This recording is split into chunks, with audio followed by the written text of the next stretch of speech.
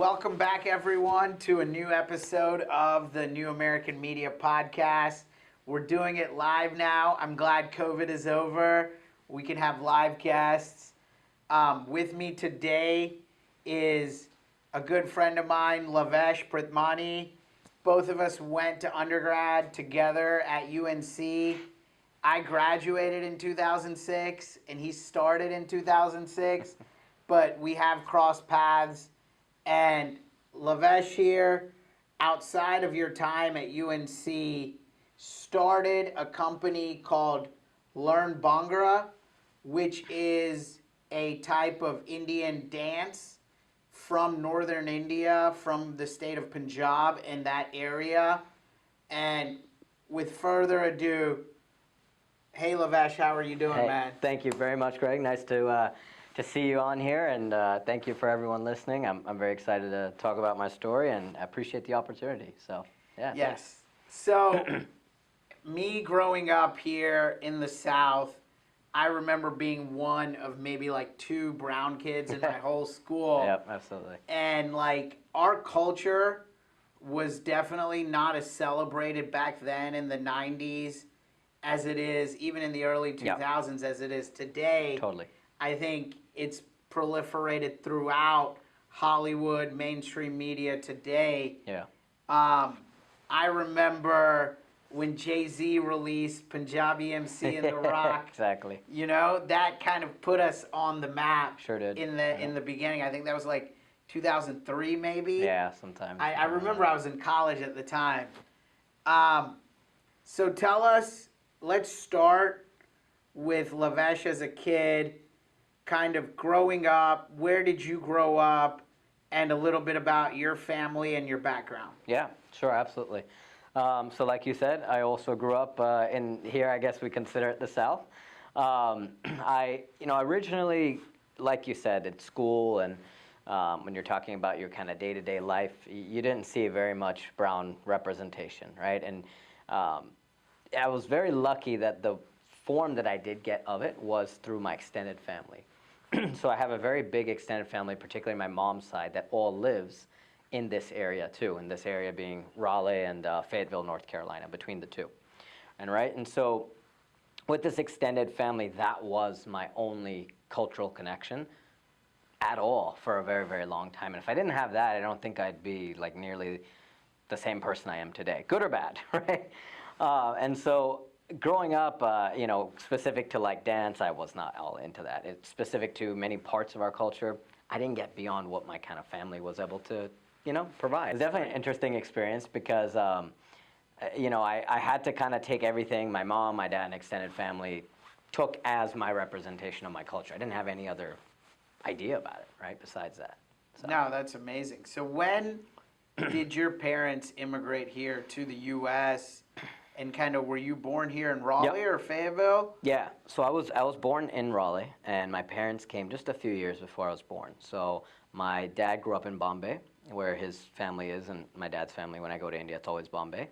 My mom's family grew up in Delhi and then moved over. So they've been here roughly a little less than 40 years. Oh, wow. I guess I aged myself, right? But so they came only a few years before, and my dad was really the person that, was your typical kind of businessman, Indian businessman mentality. So I don't think he completed school past 15, and then he left, right? And was in search of trying to find a better life. So he started his journey going from India to Japan for a few years. Wow, yeah. Japan, that's different. It is, I know. Most people don't go that route. They're always kind of going the other way towards the U.S. He went further. So he started there, and it was basically slinging all kinds of basically he was into textiles, so it would be clothes and cloths and fabrics and things like that. From there, I think he came over to Korea for a little bit. Not long. He was in Japan for probably the longest bit. And I think it was after that. Sometimes his journey changes when he tells because he forgets. But after that, he managed to make it to the States when he went through those two countries. He was in Dubai. That's it. He was in Dubai for a while, and then he made it to the States after that. So that entire journey was probably about, give or take, 8 years or so. And this was all in the 80s? This was all in the 80s, right. And then he came here in the early 80s, you can say. to the States on, however methods that, Indian immigrants used to come over in those days, which were maybe not necessarily the most straightforward. No, but, it's definitely Yeah. like I've seen a lot of them through the family visa, Yeah. right? Yep. My grandfather came in 1980 Yeah. because his sister married an Indian guy in California, put in his Got the papers, visa, yeah, exactly. and then my grandmother came in 83. Yeah. Literally, I was born, and the following week she came to the U.S. Wow. Like she had waited for me to be born, yeah. and then my grandmother came. That's awesome. And then she put in our papers, and we ended up coming in 1989. And that's how my mom's whole side of the Got over, family yeah. is over here. That's awesome. So, I mean, that's really how it works. Yeah. Pre 9/11, Yeah. a lot of that was very simple to do, and you could bring literally your whole Yep. extended family Yep. over. And that's how my mom came over, same way. Right, so my mom's brother was the one that brought literally 2x2s, right? Yeah. And so he was one of 7 plus his parents, right? So everybody came over, they established their families here, and so that's how I had that tight-knit community, thanks to my, for my mom's side, is my uncle. So, yeah, they both met, through the typical arranged marriage family tree. I'm of a particular ethnic group called Sindhi, if you're Okay. familiar, right? So Yeah. Sindhis, they're not a very, very big community when you compare it to other kind of ethnic groups across India, and so everybody kind of knows everybody. And Yeah, all the here's- Gujars, we all know each other. You know what I'm You saying? guys are a lot bigger in terms of, you have a huge networks here. Sindhis aren't quite that big. Right. So, that's how my parents were kind of met through arrangement, through family, and they met each other here in the States, and, I came a couple years later. That's awesome. Yeah. So, growing up here in Raleigh, I saw you went to magnet school like a lot of the smart Indian kids. Yeah. What made you kind of, as you were growing up, what was kind of one of those events or triggering points that you feel like taught you or instilled in you, is probably a better way to say Yep. it, that I want to be an entrepreneur, a risk taker, Yep. someone that wants to work extremely hard, long hours to achieve something that I inherently love or am passionate about. Yeah. I'll tell you, it's like the example in front of me. It was my dad, right? And not only my dad, but extended to almost all of my aunts and uncles, because they all had family businesses too. I kind of didn't know anything else. It wasn't, it's funny you talk about the magnet school. I think I went to the fakest magnet school ever, because it only became a magnet school, I think after I got there, or right when I was getting in, and it really wasn't. It was not at that time at all what you'd consider a magnet school. So education, interestingly enough, was not the primary focus in like my upbringing. It was never ever brought to me by either my mom or my dad. Oh, wow. To be That's a doctor. very different, Yeah, to be a doctor, to be an engineer. It was always, what are you gonna do? Like, what's your hustle? What's right? your hustle? Yeah, What's the what are you gonna grind? create? Yeah, and that's because amazing. It's very different, right? I love that actually, because like for us as Gujaratis, our parents were always small business owners, gas stations, Sure. hotels, Okay. liquor stores, Yeah, yeah. restaurants, that kind of thing. Very cool. But they always would push their kids To not be do that. doctors, Yeah. Yeah. And then I talk to, some doctors' kids today, and they always tell their kids not to be doctors. Because it's just that a is very strange. stressful Yeah, job. Yeah. And it was just really funny. So I'm amazed by that Yeah. dynamic in and of itself. So I think being in that entrepreneurial type of household really made that possible Exactly. for you. Yeah, it's very true, right? Because growing up, my family, we started with, when I was younger, video rental stores, right? So we were competing with like Blockbuster at that time. And then Blockbuster ended You're up... aging yourself. I know. Any of these young kids are going to be like, They're like, what what's is a that? Blockbuster, right? And I mean, I hated their guts, because I remember Blockbuster showed up, decided to open a store, I kid you not, like 30 feet away from our, small business, from our video rental store, and that killed us. And so we pivoted then, and my family, for a little bit, my dad went to like a dollar store thing, and then he had a genius idea, was going into cell phones. And at that time, cell phones were just starting to become a thing. And today we still have that cell phone store. It still does well for us. So, that's been a very that's amazing. long business, right? I mean, we're talking over 15 years. And so... So, I mean, even without the expertise and that knowledge, he still knew that mobile was the future. Yep, you exactly. know? And this is when we had the old school Nokia phone. Yeah, I mean, we started right at, when it came out, the Razr came out, it was like the greatest thing ever invented. And before that, it was like Nextel, Chirp, and Nokia phones. I mean, that's what we used to select back in the day, yeah. I still remember when I was in high school, being a little older than you, I used to have a beeper. Oh, yeah, beeper. So that's what we started with, was beepers. I went to the School of Science and Math. Yeah. My junior and senior year. Okay, very and, cool. And we didn't have phones. So you had a phone all the way at the end of the hall, like a payphone. Yeah. You had to take it, and there would always be a line to use the phone. So the only way my parents could contact me was they would have to send me a beep. Yeah, and then I would go to there and call them. Such an inefficient technology, right? But we sold so many beepers back in the day. That's how we started, with beepers and basic phones. I don't have it anymore, but I had a clear UNC blue beeper. Nice. And I've been a Carolina fan since I was in, young age. Okay. I actually grew up, I hate to say this, I grew up as a State fan. I'm so sorry. Even though I went to Chapel Hill. At least you went to UNC. I know. I've never heard it that way around. Yeah, pretty rare. Were you a State fan while you were at UNC as well? I was hardcore, because I grew up with my cousins who were elder than me, taking me to State games. And so I was very fortunate to have that, some cousins who cared about me and wanted to take me to those. So when I went to UNC, it was like behind enemy lines kind of a thing. Like that's what I stayed at Teague Dorm, which is right outside Keenan. Oh, so I know exactly where that is. So I would literally walk out with my, if Miami was playing, I'd wear some orange or whatever. I was like the worst fan ever. So that is the first. You guys have heard it here first. There it is. An actual UNC alum that is a State fan. I know. So I don't know if you heard Jacoby Brissett, who was the quarterback at NC State. Yep. He is a UNC basketball fan.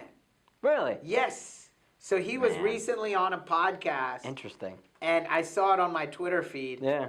And he is a huge UNC fan. And he came out as that. And like the Pack Pride dropped him hot. Right? Like it went crazy. Like if you read the comments on Twitter. Wow. Insane. I had no idea. But so he is now backing up Sam Howell in Washington. Yeah. And so it's just funny. Yeah, man. The sports rivalries are no joke out here for sure. So yeah, but a lot of people at UNC did not like me for that, but they had to accept it after a while. So yeah. No, that's cool. That's cool. It's first. I know. Setting the trendsetter, right? Yes. So tell me a little bit about the company you started, how you kind of came up with the idea, and like you said, you weren't in like dance or any of that stuff in high school. No. How did you kind of get into it in college? Yeah. And what was your thesis behind what you created? Because 2006 was your freshman year. Yep. If we put this timeline out, guys, 2004, I remember, is when Facebook first came out. It was only allowed at the top 50 schools. Yep. So again, I had buddies at like Harvard, Duke, Princeton, UNC, UVA, and like Cal that had it, UCLA. But outside of that, NC State did not have it for at least a year. Really? Not until like 2005 did State and some of the other schools get it, right? Yeah. Because you had to use your UNC you had to get an email address. Yes, I remember. To log into Facebook. Yeah. So very early days of social. I remember having Friendster. I remember having Zynga and some of those early adopter apps prior to Facebook. So you're creating something now that's very social, video-based, and infancy of YouTube. Yep, exactly. YouTube is like 2004 as well, or 3? Around the same time, yeah. Around the same time. And no one really adopted YouTube probably till 8, 9, 10, when you're able to get faster internet speeds outside of a college dorm. Right? Because I remember I would lug around a huge Ethernet cord that was like 20 feet long Just to in get my your book connectivity. bag. Yeah, yeah. Because anywhere you went, you had to connect it to your laptop. That's so true. And you had to connect it to an Ethernet port in the library, Yep, yep. in the dorms, everywhere, right? Very true. So Yeah, yeah. It's funny you say that because it was definitely a very like interesting journey that I never expected would have happened. Like you said, I didn't grow up with liking dance whatsoever. And you know, for those who don't know, Bhangra is a dance of celebration and joy. It originally started from farmers of this region that you mentioned, Punjab. And so once a year they would have this harvest festival, right? And they would take some illicit substances and they would dance. That's where Bhangra was from, right? It actually came from a celebration of this harvest festival and just enjoying and letting loose, right? Through all of that hard work that these farmers would put in. And so that dance has now become, for those of you who may not be familiar with South Asian culture, it's basically become the way that we celebrate any event, right? You have Bhangra music at weddings, at birthday parties. I mean, heck, after work, if you're just with the boys and you want to throw on some beats, right? Yeah. And so we found that it was growing up in our culture, and I'm sure you probably had a similar experience of it with maybe not as much Bhangra music, maybe more Bollywood or whatever, right? But, you know, through our parties and stuff, you're exposed to it. But I was like, I'd say very typical boy doesn't dance mentality, and I'd run away whenever, you know, somebody tried to put me on the dance floor, like I was anti on the dance floor. What actually clicked was, I think in high school, I was fortunate to find a little bit more of this Indian community outside of my family. So I started to meet some friends. There wasn't a big community, but there was a community, right? Right. Of kids that went to, like you said, these magnet high schools. There was another one that was very close by, that's from this area, that had a lot of Indians. Mine had almost none. But, you know, I started to meet some friends there. And once you get together, you start to realize, hey, like, and most of my friends were Punjabi at that time. This is part of our culture, and it's kind of cool that now I have another person outside of just my immediate family who shares this, who understands this, right? And so I think it was late, it was my senior year, there was like a Diwali function. There's a big Diwali event in this area called Kerry Diwali, which I'm sure you've probably been to, right? I mean, who hasn't? My daughters are performing. So there you go. Year, you know? Building the legacy. Circle. It's full circle, man. I know. And so we were like, let's go put something on stage because it's different. It'll be fun. It's part of our culture. You know, let's do that kind of thing. And from that, that's where my passion really grew. So I started, like you mentioned, there was no YouTube at that time. It was DVDs. That's where I learned it.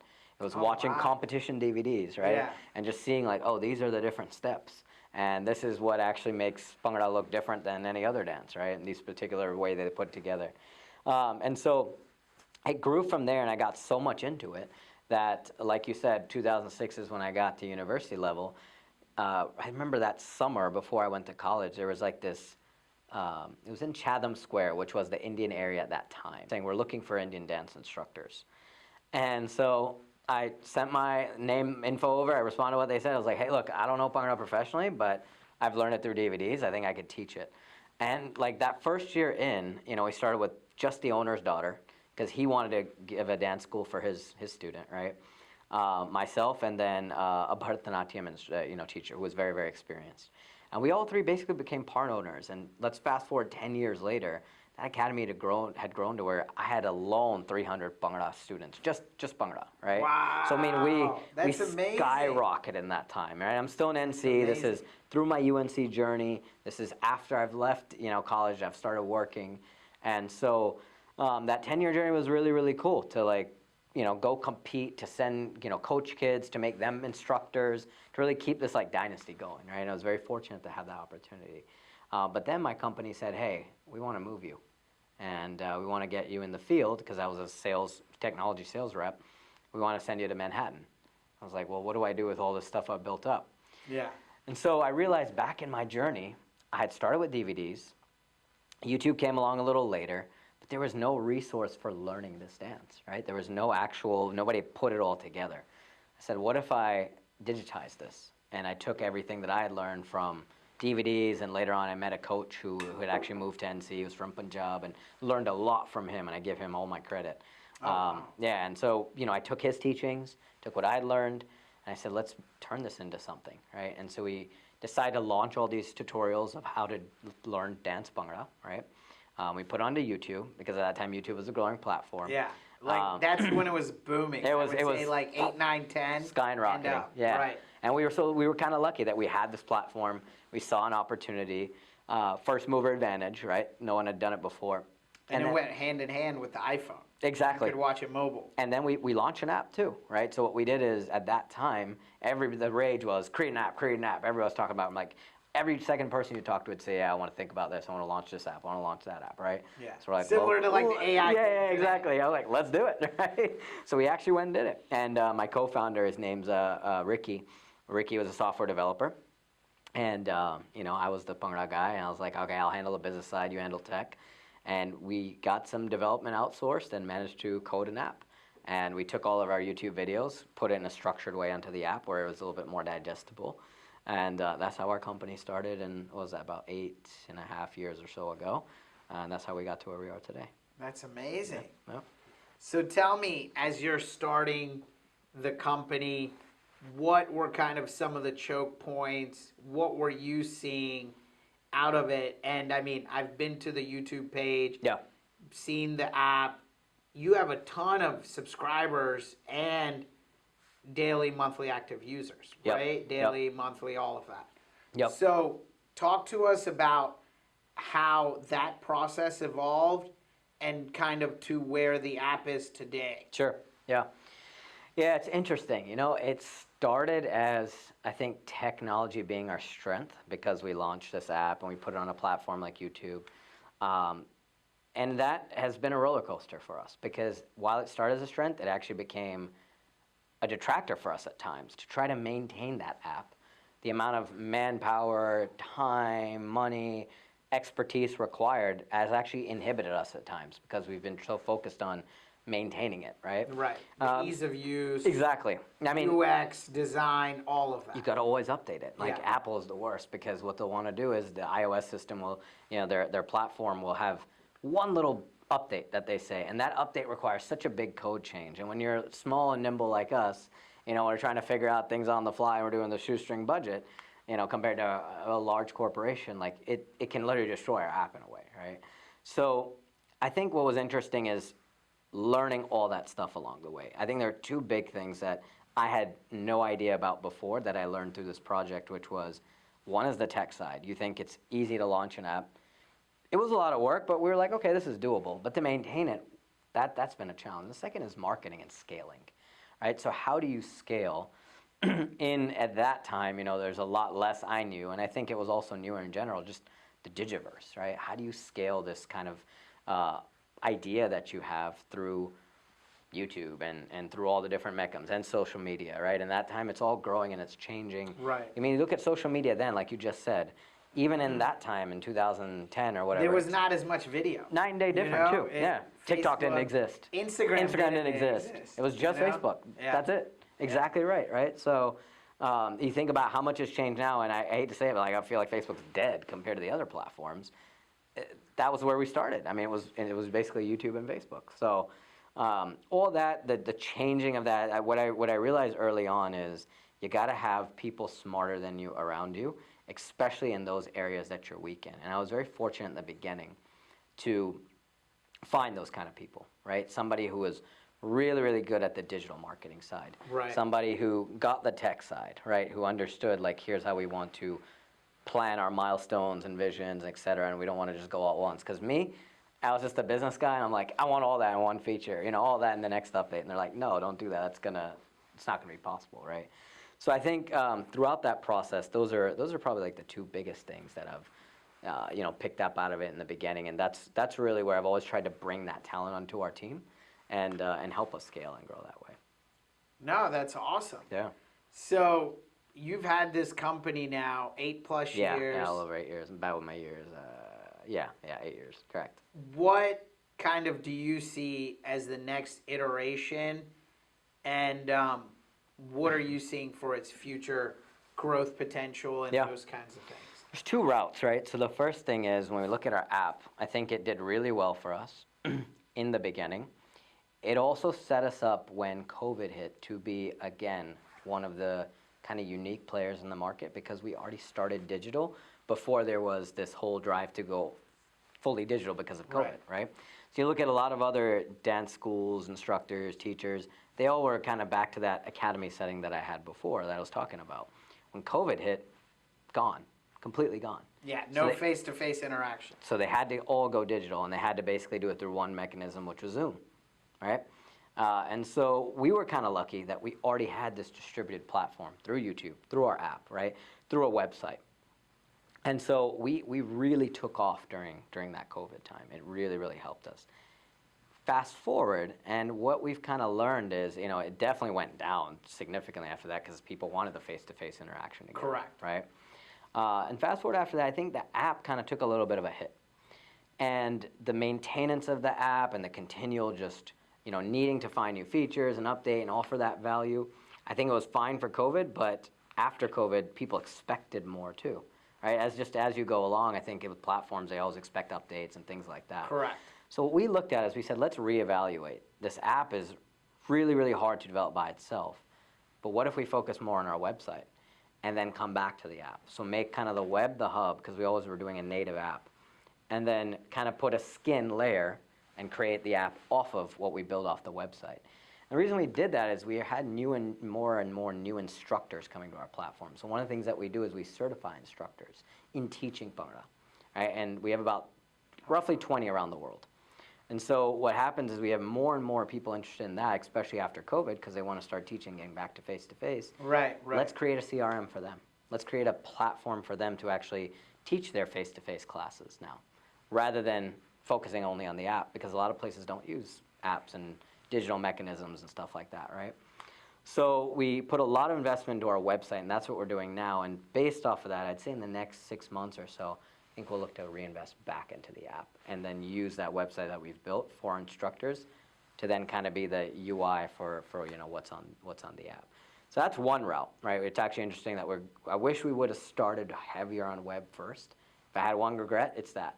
We went too fast to app and to mobile. And yeah, we should have went first to web, and then we should have tweaked and built our mobile off of that rather than building everything on mobile and then taking this long journey to get to web and then coming back to app. I think it's just something we learned along the way, right? And the second thing is, go ahead. Don't you think, though, like a lot more people use mobile today They do. than actual web? They do. They certainly do, but Like, I don't think I've ever opened a Facebook website? Yeah. on my laptop, right? It's certainly true, right? But web also means there's a mobile web view too, right?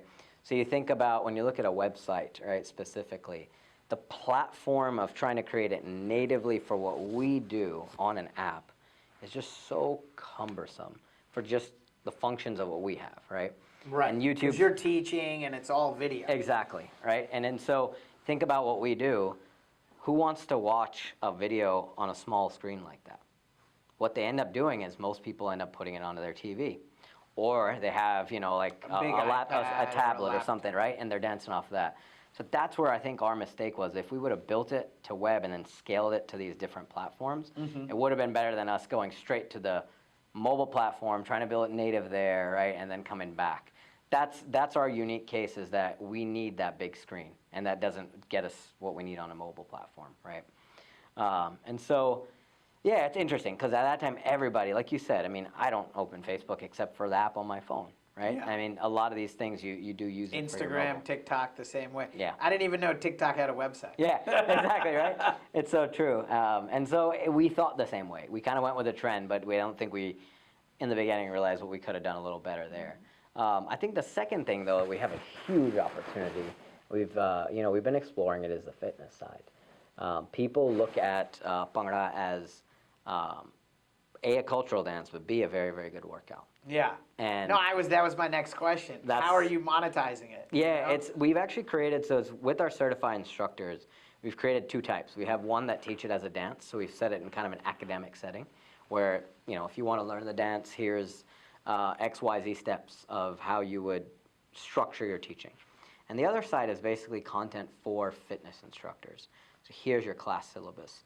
Here's the steps you do, here's the routine, here's the burn that they're going to get, right? And here's the muscle groups that they focus on. And so with those two different things, that's how we've started to monetize the fitness side. It really, really was, again, blowing up during COVID, right? But one of the things that we found is it's a whole nother company within itself because it's so different than the dance side. Right. Right? If you look at Zumba, that's the best comparable of kind of a dance fitness company that's obviously blown up and made it globally, and everybody knows what Zumba is, a household name, right? That's the business model, and that's different than what we started with. So I think for us to do it successfully, we have to launch a whole separate arm company, so to speak, that is just focused on that fitness side, right? To be able to really maximize it. And because it's a part-time thing that I do, we've never been able to fully launch into what I would like to do, which is, to really go after that market. So because my passion has been on the dance side and that's more of my background, I think we've kind of stayed in our lane there. But where I do see and we try to dabble and slowly grow on that side is definitely the fitness side, right? And so That's multi-billion-dollar industry. Exactly. Suburban white women are always looking for something new to do. Yeah, exactly. I mean, that's your target demographic. Exactly. Yep. Like those LA studios. Yep. Yoga, whatever it is. And we've seen other companies like what Pyle has done out in LA. Yeah, ClassPass. She's sold ClassPass and got a great exit. And I would say not even just Bhangra. Yep. There's also like Ross. There is Garba. All of that on the Gujarati side. Yeah. I think you should incorporate that. We've been asked about it so many times. No, I'm serious. I I think you should incorporate that. Yeah. I'm sure I'm going to miss it, like some South Indian dances outside of Bharatanatyam that you could incorporate. We actually did. It's interesting you mentioned that. So we started a franchise model of this too. So what we did is we basically said, all right, we have all the code. We have all the steps of how to launch this app. And we were actually approached and did develop a Bali version of it too. All right, it's called Bali Learn. And it was with a friend of mine named Rajat out in LA. So he basically used what we had and kind of did in his own, some certain features and things he wanted differently. But that was our vision for a while too, is let's go out to this method, right? And so we did that with the first one. The challenge became finding people who could create the content and actually just execute upon it, right? Yeah. It's not that finding the creators. Finding the creators. It's not the structure that was the issue. It was the creators. And at that time, just to find somebody who would say, I'm going to do this for Dandiya steps. I'm going to do this for us. Like, it was tough to find somebody who would actually do it, right? No, that's very That's true. the challenge. I mean, a lot of people know how to do it. Yeah. But will they sit down? Will they invest the time and money to go make these tutorials in a systematic way? It took us for our Learn Bhangra tutorials, I think it was like 44 hours, right, to create all these tutorials. I mean, something like that, right? Oh, wow. It was a long, long time. Each video was about an hour when you think about it, even though it was 5 minutes. But when you're creating it and making sure all the camera angles are set up, we did it over the course of 2 weekends. So we basically did like 12-hour days. That's amazing. And it's a lot of work, This right? is what I always tell people is the resourcefulness. This is all while this man has a full-time job. Yeah, I didn't at sleep that Lenovo. weekend. Exactly. That's insane. Yeah, it was tough, and I'm thankful we had a great team of people that felt passionate about this idea and wanted to do it too. But it takes a village, right? And that's the struggle we have with that franchise idea. I mean, I wish, Greg, we could have done it. I wish more people would have stepped forward at that time, right? Because it was great. Like, it would have definitely worked. But we did it with Bollywood, which was good. And that's the biggest dance of all. Could we have done it with Bharatanatyam? Could we have done it, with Garba Ras? I wish we did. But at that time, there just weren't the content creators for it. So. What have you ever thought of going the venture route, bringing in venture money, putting that type of thing together? And do you ever envision yourself 100% in the business, leaving your job? Yeah. Which, what I tell people is when you have a job, you're a slave to the paycheck. Yes, absolutely. Yeah. You become a slave to the paycheck, and it's very difficult to leave that comfortability. That's especially when you're making Yeah. 150, 200, 250, 300, 400,000 a year. Yep. Right? Yep. Which some of these software sales jobs, tech jobs, Oh, yeah. finance jobs, you can't. Yeah, exactly. And it's interesting because I've thought long and hard about it, right? And I came to terms with my decision. The answer is honestly no. I decided not to pursue it, and I'll tell you why. At that time, when we were first kind of starting, the first like 4 or 5 years in, there were multiple people who said, "Hey, look, I'll cut you a check," or "I think you should," and I hear some people I'd introduce you to. But the number one thing that I thought about was, if I do that, I got to be 100% in this. I cannot straddle the line, right, of having a corporate sales tech career and having investors to answer to when I'm not doing it full time. I don't think it'll be successful. And that's also the feedback that I got from most people, right? Investors like, well, are you doing this full time? Yeah. No. All right, so, okay, now I weigh, should I do it full time? Like you said. And number one is, you have the comfort of a paycheck, for sure, right? Number two, I look at it and say, this is something I'm very passionate about. But when I'm forced to say, I have to create a choreo, I have to teach this class, I have to do it, right?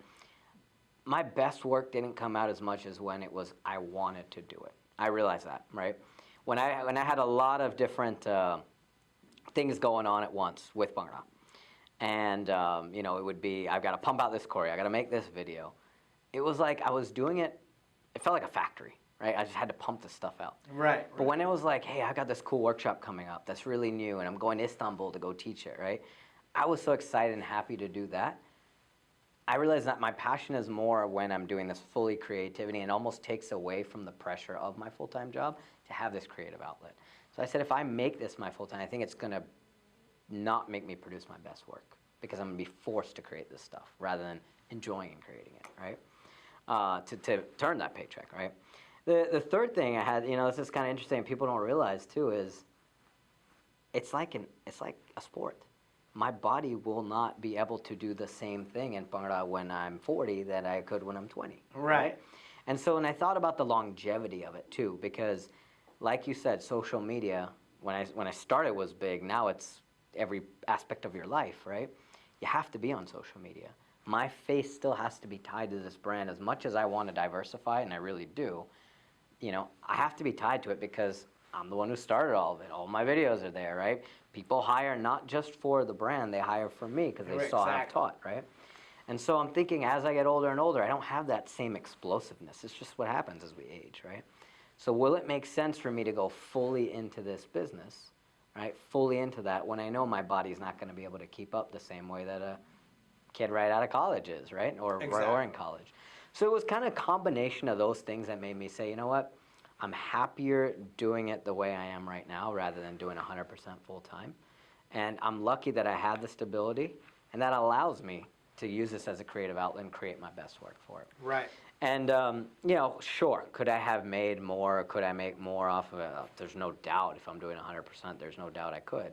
But on the flip side, there's a lot of other unique things that I've gotten to do, with this journey that I'm happy with. I'm going to leave you here. We normally ask this question. Sure. What is one thing you would tell today's kids, like someone like my oldest daughter who's 10 years old, Yeah. or a kid, freshman in high school, 10, 14, 15 years old? Yeah. If they have their dreams of entrepreneurship that they would like to proceed in, or start a business. Absolutely. Look, I think the biggest thing that I've learned in my career has been surround yourself with people that are smarter than you. That's the number one thing I've learned, because when I started this project, I didn't know crap about tech. I didn't know anything about a website, know anything about developing an app.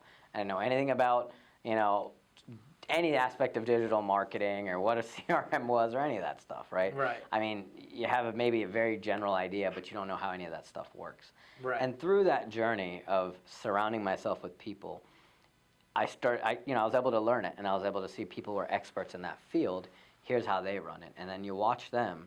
And then no matter what you end up doing, whether it's the same idea that you had that you wanted to build, or even if it's like myself where you have another job and you're trying to build your idea, even within that job that you have, your skill set expands tremendously. By knowing all this stuff, it's made me so much better at Lenovo and what I do. And as a manager, and the skills that I'm able to help my team with, all of those strategic skills have come from what I've learned from other people. And this project, this Learn Bhangra, has kind of been, as much as it's been a business, it's also been my school. my school, Right. right? And learning all this stuff. So, find yourself a mentor, find yourself mentors, right? Find yourself whatever project you're looking to do. I mean, pay the money, hire them, whoever it is, give them equity. Get that knowledge and, build that right team. And that's far more important than you trying to take the money in the beginning. That's the biggest thing I've learned along the way. No, that's awesome. Yeah. Great advice. Yeah. Guys, check it out. Yeah, exactly. Thank you. Thank you. For coming on the I pod. appreciate it. I Yeah. appreciate it. Likewise. Thanks for having me. Yeah, I hope you guys enjoy. And hey, just so you know, we are launching more and more tutorials on our website too. Go ahead and throw in the plug. Yeah, you guys should. So check it out, learnbhangra.com, www.learnbhangra.com. And not only do we have a lot more global classes opening up here in the next couple of months, but we've also launched more and more tutorials. So if you want to learn like a choreography to your favorite song, a lot of the more popular Punjabi songs out there, sometimes we even go non-Punjabi with it too. You can check out the website and buy the tutorial right there on demand. Throw some hip hop in it. Yeah. Actually, no, that's how we first went viral. There was this song by Fetty Wap, famous rapper.